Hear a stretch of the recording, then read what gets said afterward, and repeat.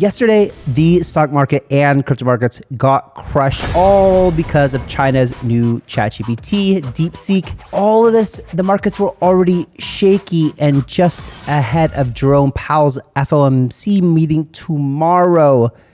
A lot of fear in the market. People talking about Bitcoin going back to $75,000, $70,000. Is it going to happen? We're going to talk about that in today's video. I'm also going to talk about DeepSeek. And so I'm going to cover a few things from my perspective on them as well, some things to point out, and how it actually could be profound in a way for our sector that you might not think of. And so maybe to give you some insights on where I think might be some good bets to place.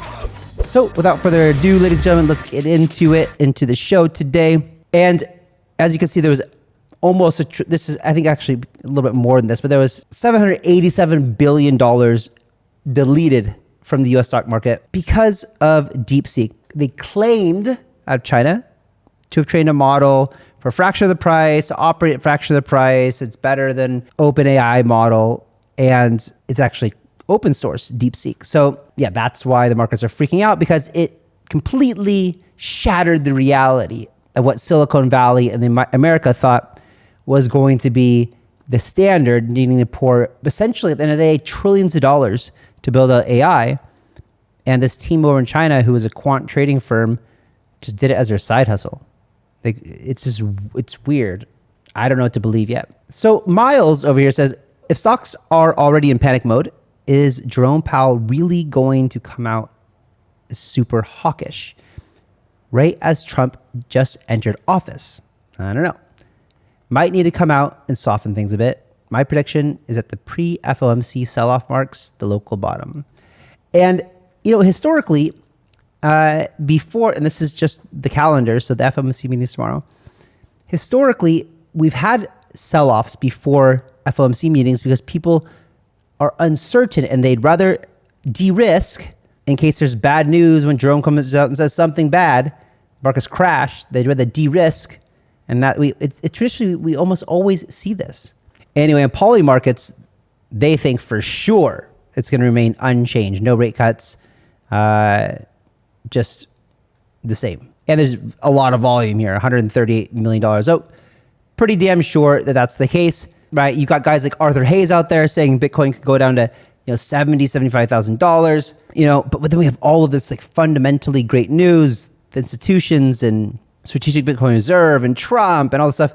So I don't really know. Looking at this chart that Altcoin Daily posted over here, right? The biggest corrections of the 2017 cycle were, on the way up, because in a bull market, every bull market has these big pullbacks, right? And this is a pullback, or this was a pullback, but now it's recovering already. It doesn't mean it might not pull back more, and we don't know, right? We just don't know what's going to happen here, but expect these pullbacks as part of the game. And everyone wants to make a narrative around one of the market's pulled back because da da da da and blah blah blah and blah blah blah. In reality, it's usually just the way that markets operate. There's always ebbs and flows.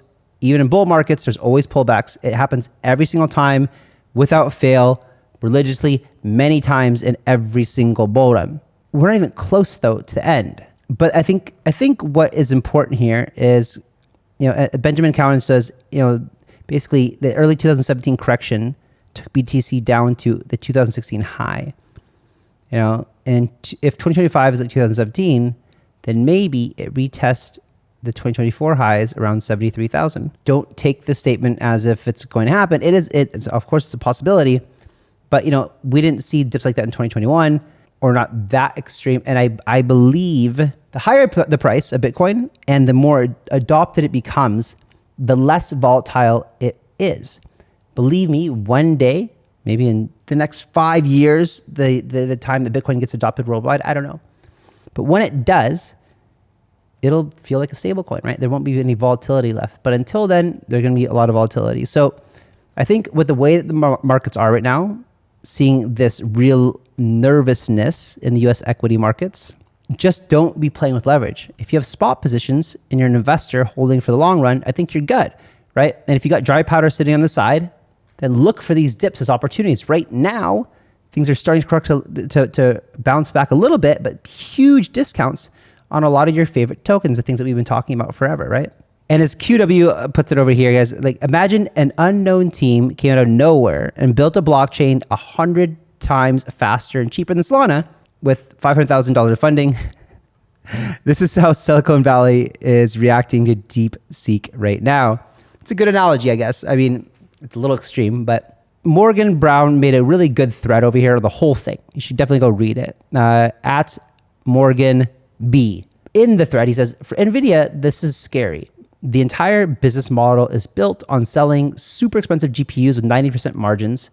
If everyone could suddenly do AI with regular gaming GPUs, well, you see the problem. No longer need it. And NVIDIA lost $590 billion of market cap in one day, which was the largest drawdown of any stock in ever in history. NVIDIA makes up about almost 7% of the S&P 500. And as Dark Frost over here says, BTC maintains a strong correlation with the US stock market. Recently, Bitcoin has remained closely tied to the performance of the US stock market.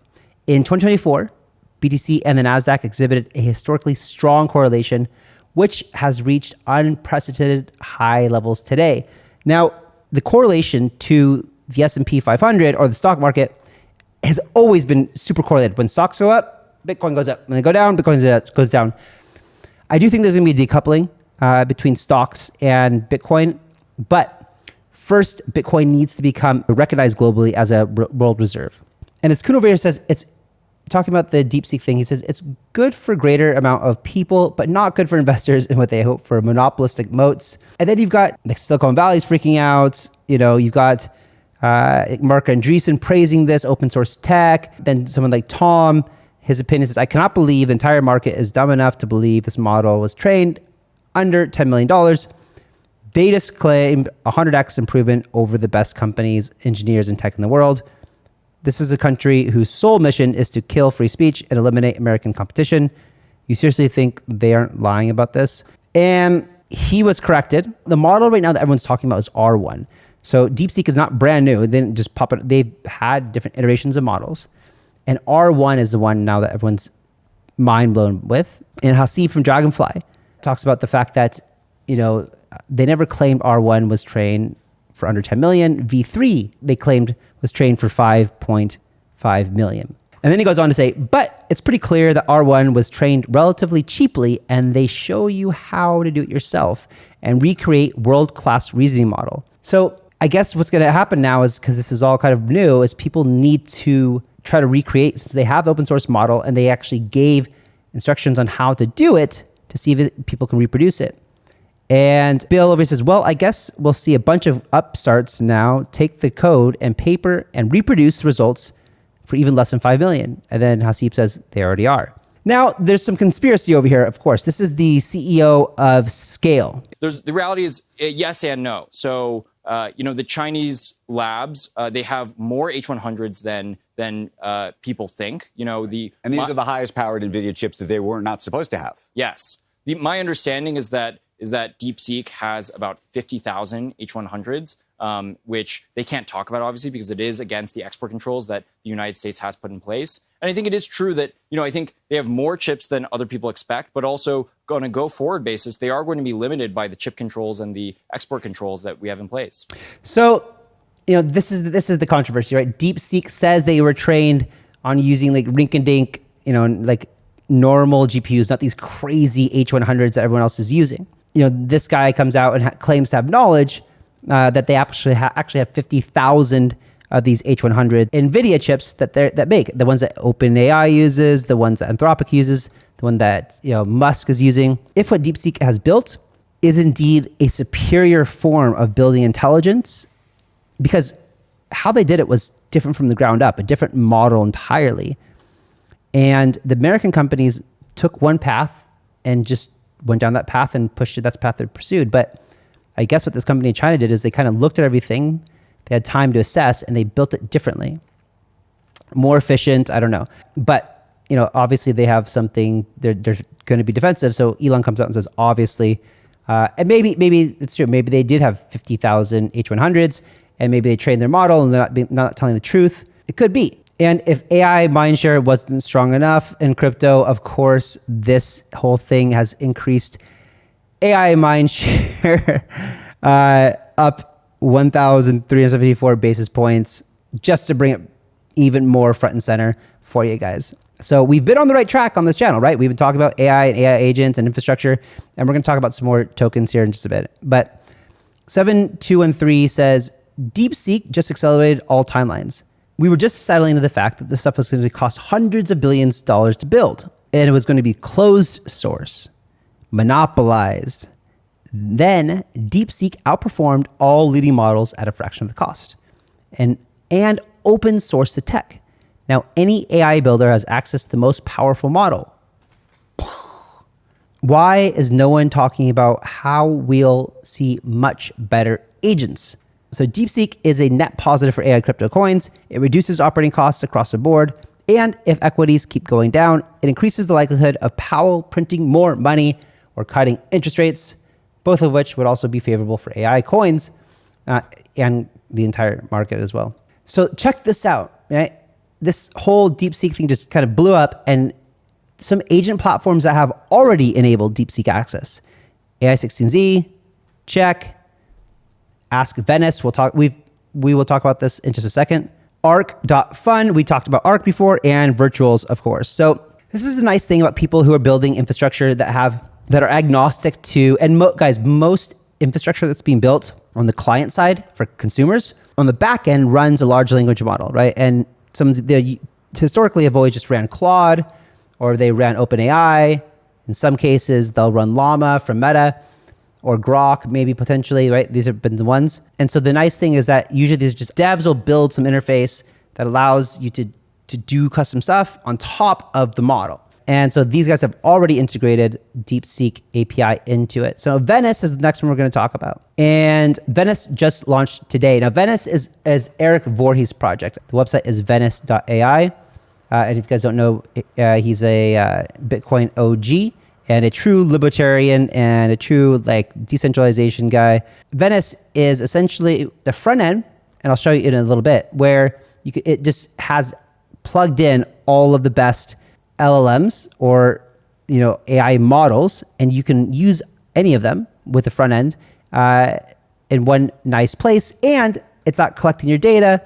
You can do it private, and you can pay with crypto, no credit cards. You don't have to hook up an account.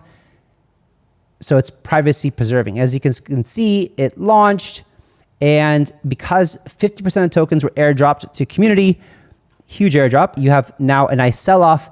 And I would wait a little bit to see where this thing settles, but I'll tell you why I really like this token. It's already trading on Coinbase. Quick notes on VVV token launch on Base. Venice launched May 2024 as a private, uncensored alternative to ChatGPT. Venice focuses on solving surveillance, censorship, and friction. November 2024, it opened its API for third-party apps, devs, and AI agents. Now, any human, app, or agent can stake VVV and draw on the Venice API for inference and earn emissions. 7-day cooldown for staking withdrawals. High-level tokenomics, 100 million VVV tokens at Genesis, 50% airdrop to Venice users, and the crypto and AI community projects on Base. No pre-sale, 14 million new VVV tokens created every year for emissions to stakers. So a lot of incentives to stake here. And also if you want API access for the agents, you can stake as well. So Venice's mission is to provide permissionless access to private and uncensored machine intelligence. So what Venice has done is built kind of a competitor to ChatGPT, but it has all of the open source models powering it in the back. So you can if as long as it's open source, you can just select that model and use it, whether it's for pictures, photo, video, whatever. So some data here. So since launch, May 2024, 400,000 registered users, 50,000 daily active users, 15,000 inference requests per hour. Today, we open our API to the public for AI agents, devs, and third-party apps. Paired with this, the Venice token also is now live on Base. It was airdropped to over 250,000 people and AI agents this morning. Here's everything you need to know, and there's a thread below. And guys, if you want to check, I was pleasantly surprised that I had a nice airdrop of these tokens. Guys, you can check here, or you can just go to this account, ZachXBT. Be always careful of clicking on links. I did, this was the right link. VVV token gives you access to Venice API. Agents acquire the token. No banks, no fiat, no humans necessary, no geo blocks. Agent stakes VVV, pays nothing per generated word and image, private uncensored. And here you can see the difference between using something like OpenAI's API, because all these agents that you guys see on, like you see AIXBT, virtual agents, you see Eliza, whatever, Moby, etc. They're all using either OpenAI or like Anthropic's APIs on the back end, right? So here's a comparison of why one might want to use Venice instead of the alternatives. The status quo or OpenAI, like previously, agent signs up with OpenAI, human needed with a credit card and compatible country. Agent pays money per generated word and image, not private, content censored. Agents can be deplatformed. Now, if you use the Venice API for agents, the agent acquires tokens, meaning no banks, no fiat, no human necessary, and territory is irrelevant. Agent stakes VV pays nothing per generated word and image, private, uncensored, and no deplatforming risk. If agents can be creating agents and building agent armies and swarms, they're going to have to be able to do it without credit cards and humans in the loop. As long as an agent can get some VVV tokens, then it's good, right? Then they can start using and connecting more agents that they're building. And now agents can start building more agents. And this is the world that we're headed in, right? Like if you ask your master AI assistant to go do a task, maybe it builds a swarm of workers to go do this thing. And maybe it just invents these new intelligences to go do it. It can do that. And then it doesn't need to know who you are, no accounts required. And this is, I like, this is down to Eric Voorhees, his kind of principles, are embedded within this Venice project. And regarding the airdrop, if you were holding any of these tokens, go check the airdrop. Virtuals, Arrow, Degen, AIXBT, Game, Luna, Vader, Clanker, and more, Morpheus. Then you might be eligible for some free money. So back to the alarming thing about DeepSeek. Kobolesi letter says, here's $1 million question. Will the US allow DeepSeek to be used by Americans just days after TikTok was targeted for data collection? Directly DeepSeek's website, which collects your device model, operating system, keystroke patterns and rhythms, IP addresses, and system language. DeepSeek is even worse than TikTok from a data collective viewpoint. AI is the ultimate data collection tool. Will China be allowed to control AI in the US? Like, this is literally the first thought I had. Like, this is coming out of China. Like, they want to give it away for free to everybody. People just tell their whole life to these things. And right now we're using models like OpenAI and Anthropic and stuff like that. And like, they're seeing everything, all your prompts, it's not private. And this one isn't either, right? So definitely do not use the front end of DeepSeek. Use something like Venice or something else. What they do is they take the API and then give you the front end to make it easy to use. You can run it locally too, but you have to have a little bit of kind of dev knowledge to run it. You can run it yourself if you have a powerful enough machine. But Eric says, when you use DeepSeek app, all your conversations, IP, prompts, etc., are going to Chinese government. When you use DeepSeek through Venice app, none of it's going anywhere. DeepSeek is for pro users only, and of course, you pay in crypto. No email required even. So there you go. I mean, I like it. I'll probably be switching over to Venice. But see, here's the thing. Okay, here's why it's so interesting. And like, timing was crazy for Venice. Crazy. Because I've tried Venice like 6 months ago or something. Like a long time ago, I tried Venice, right? And I thought it wasn't very useful. Why? Because the legacy models, OpenAI's, and whatnot, were so much further along than anything that was open source. And Venice only can run open source models. So it doesn't run OpenAI. It doesn't run Anthropic. right? It's not running Gemini. It only, and there's more and more open source models being built. And I think the best one before DeepSeek was one by Meta, Ollama. But if you really wanted the best ones, you had to go to the closed source monopoly guys. So it made using things like Venice AI less interesting because you don't have the privacy and data collection stuff, but you're also getting a subpar model. Now with DeepSeek R1 and Venice, you can have the best model and privacy preservation. Like this is the perfect time literally for Eric to launch this project. It was like synchronicity for him. It was perfect. This is what the front end looks like for Venice AI. And by the way, I'm not affiliated with Eric. I don't have any tokens other than what I just got airdropped. I haven't even bought this on the open market yet. I've just been following this project for a long time. You can do text conversation, generate images, develop code, and then you can choose different models based on what you want to do. Text, image, these are image models, these are coding models, text models.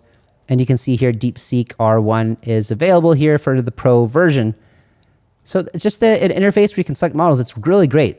So now you can use DeepSeek on Venice, and that's fantastic. So I'll be making the switch myself. And so I just want to move to the last thesis of the show. For a long time, we thought that AI was going to be dominated by the megaliths, the monopolies, the OpenAI, the Anthropic, Google, Zuckerberg at least open sourced their model, but it wasn't as good as other ones. Oh, and Grok, Elon's.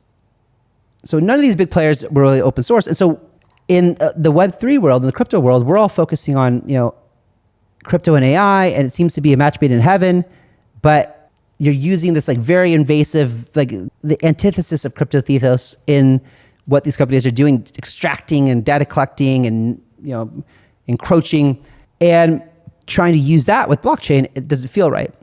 But we're doing it because it's better. It's the best thing and people expect, if you're going to have an agent or something like AXBT, you want it to be using the best model. So it can give the best alpha, be the most entertaining.